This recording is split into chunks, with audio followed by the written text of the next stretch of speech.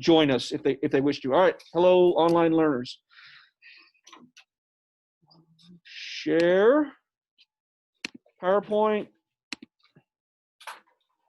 And we are off and running.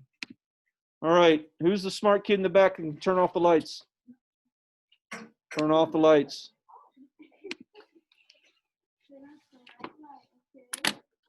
Both of them. Good job, smart kid.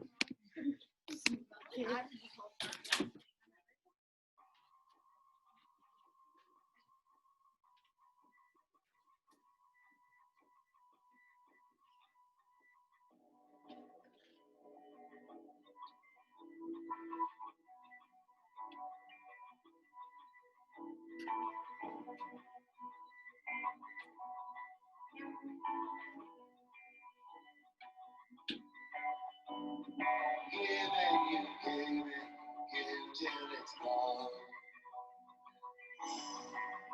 Then the people you fight hard is supposed to say you're wrong. Before we flash all of my memories and days. So don't stand insincere at the side of my grave. I will not be broken. And I'll go down.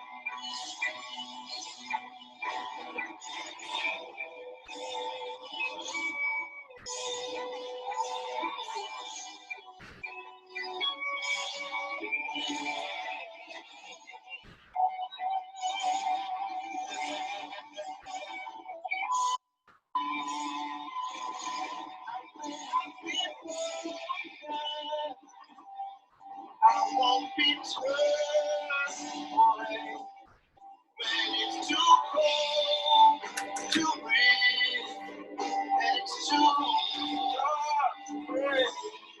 I've come too far to give up or to be turned around.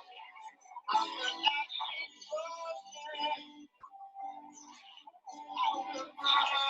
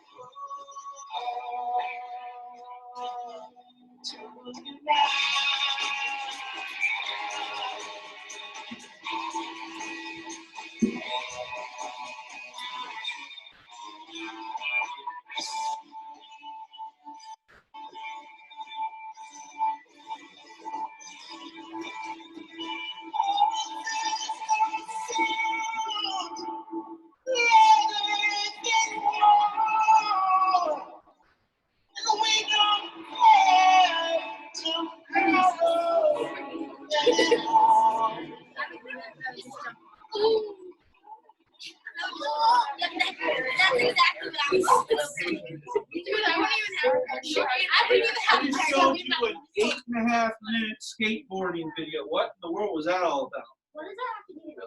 What does that have to do with math? Go ahead. Because after you can always get back. Okay, what happens at the start of the video? He falls mightily a couple times, right? Picks his butt up off the ground, does more practice, gets to throw some pretty sick tricks, right? Clear metaphor analogy of what happens in math class. Either, you know, you even if you practice sometimes, right, you can still fail, but you don't stop right there. You pick yourself up, you practice more, right? That's homework. That's even, I didn't do so well on a test. I'm not gonna, woe is me. I'm gonna take a retake of a test. I'm gonna fix my mistakes. I'm gonna get better. I also like it maybe on a deeper level. A lot of kids, by the time you get to 7th grade, you may have seen some failure in your life in regards to math, right? We can all start over. Make a promise to yourself that this is the year that things change, that I'm going to truly work hard, truly put in the effort, right? If you put in, I will promise you, if you put in maximum effort and you give it your best shot, you will do well in my class. I'm not guaranteeing an A, but I will guarantee you will pass the class. Okay, what else you see in the video? Yes? That's pretty cool, right? So what was the metaphor there at the very end? Do you guys understand metaphor? Yeah. What was the metaphor at the very end? Go ahead. It means he's succeeded. How do you know he succeeded? I feel like he did. How did the video literally end? Literally, how did it end? Fell towards you. He did have a parachute. Did the parachute open? No. That's the metaphor. You're starting day one in class. We don't know how this is going to end. But, we do know that there is a good chance of success if we try and his parachute opens, right? So that's kind of where it kind of ends as well. Great. We know that if we work hard and we try our best, we can accomplish great things, but we truly don't know where it's going to end, right? So what's left is the actual hard work, right? Yes. So you're saying if we don't work hard enough, then our parachutes won't open and we'll die. If you take it to that metaphorical end, yes, right? No one's going to die because they do poorly in math in this. But I will just say this, obviously I show this every year, just to kind of, one, to shock you and to showing you that, it's just not about math, it's about life in general, no matter what you pursue, is that if you try hard enough, right, and you really put in dedicated work, you can do a lot of great things. I will never be a skater like he is, but I know that if I tried to be a skater and really put in work, I could become a competent skateboarder, right? And the same thing with math, right? We can all succeed in math if we try. All right, for those of you that have a whole bunch of things on your desk and you can't resist the urge to play with your compass or your calculator, you are the person that needs to move those things away so you can concentrate. I would be doing the same thing. I could never have a calculator in front of me. I would be messing around with it. All right, so yes, you did answer all those questions. So once again, welcome. Anybody new that wasn't here yesterday? Right? Remember, these will be your permanent seats unless I see behavior issues or if I want to move you, so I think a pairing would work a little bit better. Other than that, this is where we're going to stay. Hi, Mr. Charday. You can call me Mr. C. Yesterday, you introduced yourselves to me. I never really introduced myself to you, so here we go. I grew up in Mobile, Alabama. It's right here on the Gulf Coast in Alabama. I graduated high school. I didn't have enough money to go to college, and I said, well, the Army will let you earn money to go to college. All I got to do is 3 years, and I can go to any college I want to go. I'll be paying attention, right? So that's what I did. So my intention was to join the Army, 3 years, get out, go to college, and go on with my life, and ended up that I liked the Army. So I spent 23 years in the Army, then got out and went to college and became a math teacher. I was in Special Forces. My career, this is me when I was young and skinny. This is in a country in Africa called Senegal. We were doing some stuff there. As a satellite radio. I jumped out of a lot of airplanes in my career. This is me jumping out of an airplane. This is a halo jump. I am right.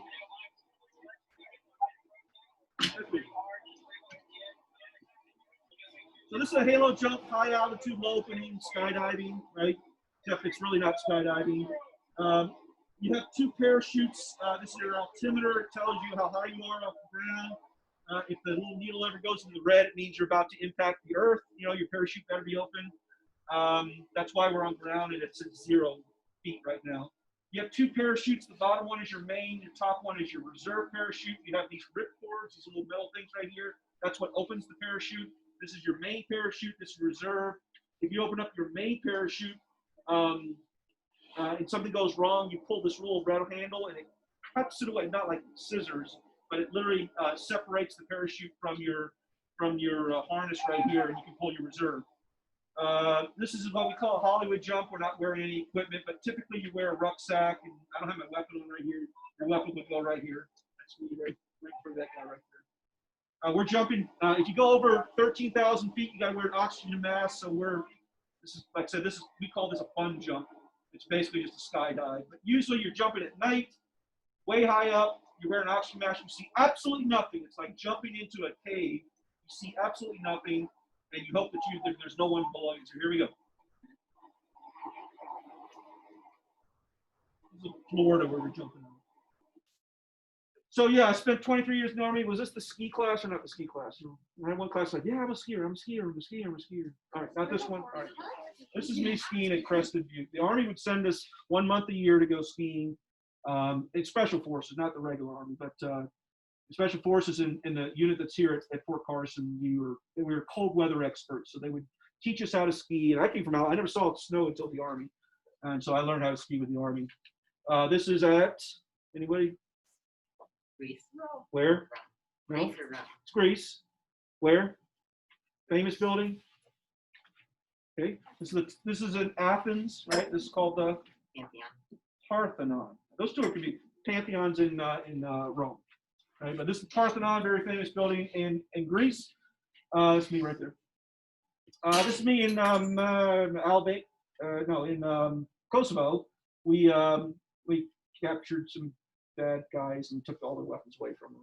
We were happy that we were all alive and they were not. So anyway, that's that picture. I worked for the CIA for a little bit over a year. This is me right there. This is in Iraq, right when the war started. Believe it or not, when Baghdad fell, people were kind of happy that Saddam Hussein was no longer in charge. And literally the day after Baghdad fell, I was going around Baghdad painting little kids American flags, and they were kind of happy. And yes, I did have a gun, but it was pretty cool. Pretty cool. My last duty station was here at Fort Carson, and there I am. So that's me. Classroom expectations, remember from yesterday. First off, just don't be a knucklehead, right? You're in 7th grade, you know what to do. If I have to explain things, it's probably going to be a conversation you have out in the hallway because you're doing something that your other classmates are not. You know, everyone misbehaves at times, and you know, a casual, hey, knock it off over there. Not that you just do something bad, but hey, knock it off. He knocks it off. We're moving on, right? We're not going to stop and say, okay, which virtue are you not? I mean, it's just knock it off. You knock it off, we're going. If it turns into a repeated thing, we are in the hallway talking about virtues and how your parents are going to get involved and how maybe the dean gets involved. So just don't be a knucklehead, right? I usually have pretty good kids in my class. Remember those other expectations I said? I call these the big ones. You don't get up out of your desk without asking, you know, like what you're doing right now. I mean, everyone talks, right? But there's an appropriate time to talk. And if I make a comment, it's funny and there's laughter or there's a quick side comment, I'm not going to probably even address that. But it's when literally there's a conversation going on when I'm trying to teach that there will be issues. So please don't talk until we do activities. And then when I do say, hey, talk with your shoulder part about the math problem, you're talking about the math problem, not about, you know, what are we doing this weekend, that sort of thing. Raise your hand, as you guys are already doing. I ask many questions to every single person in the class. I mean, I literally, the first couple of days, you'll see me with a clipboard because I don't know names. I put a little dot, ask that one a question, ask that one a question. I got to ask all of you a question every single day. So don't be self-conscious. You'll see me make a math mistake. You'll make math mistakes. It's okay. You know, as long as it's not on a test, right? We fix ourselves. And then the learn quickly thing is not the math part. It's just that, hey, there's procedures that we go through. Learn quickly those procedures. All right, we said we weren't going to curse in class. In bathroom breaks, if you have an emergency, you're free to go take care of your emergency. Don't ask permission. And then I would expect you're going to the nurse next, right? So usually when somebody comes running out of the classroom, I send a kid like, go check on him, make sure it's okay. And then we take you to the nurse, that sort of thing. But if you do have to use the bathroom, you simply ask. If it's an appropriate time, you know, I'll let you go to the bathroom. No food in here unless it's a medical thing, and you need to tell me about that. But you certainly can, you know, you drink as much water as you want, right? Then you got to go to the bathroom. But no, drink as much water as you want. Okay, where are we at?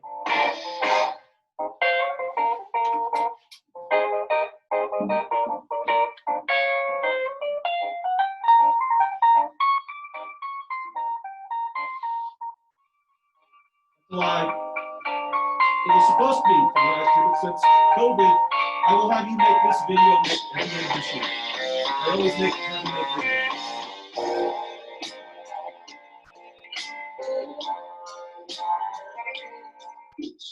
Well, you have to have a good resource card coming up before every test and make sure you study. You also have to do your homework because that counts for a good portion of your grade. Otherwise, you are not likely to get higher than C.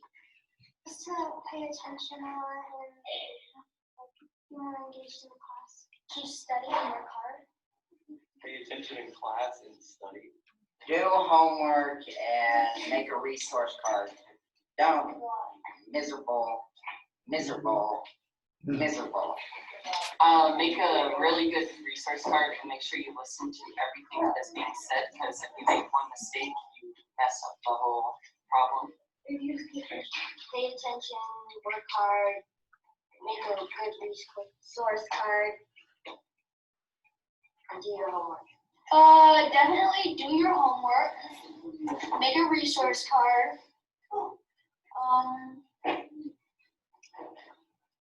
Don't let McKinley get under your skin. You won't have that problem. study. Any advice I would give was to ask questions, do your homework, and study as much as you can. Make a resource card and study a lot.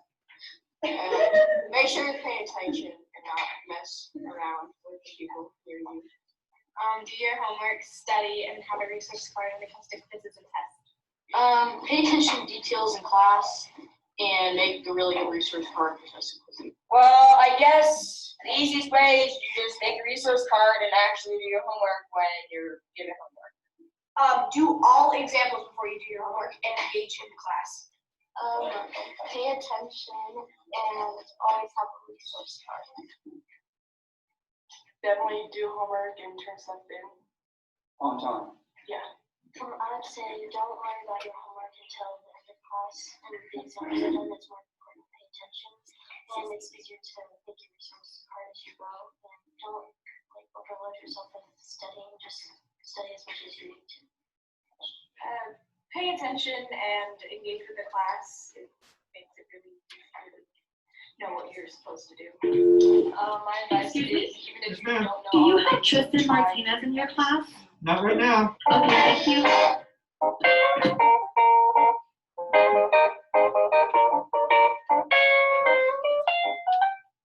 We just ask them questions and make sure that I know all the materials that we're doing. Okay, you're gonna actually ask questions next year? Okay, I'm gonna hold you to that. A I student never would asks do questions. my homework. I would do my homework. I guess whenever Mr. C makes a math mistake, you immediately jump in and get that free point. Make a math mistake and you're the first person to get it, I give you 1 point on the next test. Which one? Try harder. I would study more for the tests because a resource card, as long as you can do the math, you can, and you have a resource card, you can do tests. Pay attention to more details so that I would get there. Yeah, remember negative times negative is a, Pause. my class.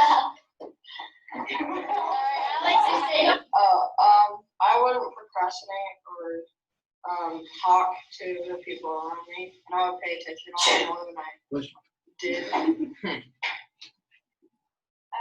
Probably work harder on the homework and pay more attention. What would it be? Homework, I would do my homework and have a better resource card. Do more problems like for practice. Do my homework and study more. Okay, so what did you hear? What should you do to pass my class? Go. Do your homework. Okay, so homework is, you're a professional football player, right? Basketball player, whatever, right? They practice, but they're professional. They get paid millions of dollars. Why do they need practice? They know that to get good at things, you must practice. Homework is the practice. Homework is where you figure out you got it or you don't got it. If you don't got it, you come to class the next day and say, I don't got it. I need help on this, tutoring, or maybe it's just a couple problems. What else do you see? Okay, what else do you see? What is this thing called a resource card? Here's what it is. On any quiz or test that I give, not the state test, but any quiz or test that I give, you can have a piece of paper, front and back. You can write anything you want on it. You can write anything you want on it. So you don't have to memorize formulas in my class. You don't have to memorize procedures in class. Right? The day before any test, not quiz, test that I give you a practice test with answers. The real test is exactly like the practice. Well, I changed the numbers, right?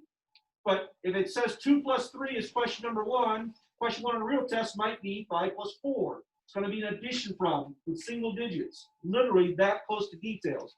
You will know what's on the test. You will know the day before the test if you're going to pass or fail. Now, hopefully it's always, I know I'm going to pass. You have to really say to yourself, I truly want to fail his class to fail my class, because I give you not the answers, but I give you what you're going to be tested on. Yes? Will you be switching up the order Nope. of the questions? Question number 1 is an addition problem. Question 1 on practice test. And question 1 on real test is an addition problem. That's why some kids on their resource card, when they get to that one section, oh, it's long division, I struggle at, right? They'll write themselves little notes and maybe a practice problem, right, on their resource card. Remember, This is what you do first, this is what you do second. And I do that for a number of reasons. One, if you don't know what you're doing, a resource card isn't going to help you. But if you do know what you're doing and you have that one little, brain fart where you're, I forgot the formula for volume of a cylinder. Anybody? Volume of a cylinder? No clue, right? That's what will happen on a test. You'll have studied it, and then you get to the test day, and you're like, I can't remember. And you miss 4 problems because you can't just remember a silly formula. It's on your resource card. You don't need to worry about it. You do need to know how to use that resource card and apply the correct numbers to the formula. But I take away that worry about, oh, we'll forget this. No, you won't, because it's going to be on your resource card. Okay. Anything else you heard him say? All right, textbooks we'll give out tomorrow. I was going to kind of do it today, but we get out of here in about 7 minutes. So I don't want to, I'll be able to give it out to half of you. So we got tomorrow morning, the first thing we'll do is I'll have books. We'll grab a book, and then I'll have you fill out which number book you got, and then we'll roll. First thing, it's good. Chapter 1, Section 1, pretty easy, right? You should be fine on it. Yeah. Good one. Right. This is a perfect notebook. Do not go out and buy another one if yours doesn't look like this.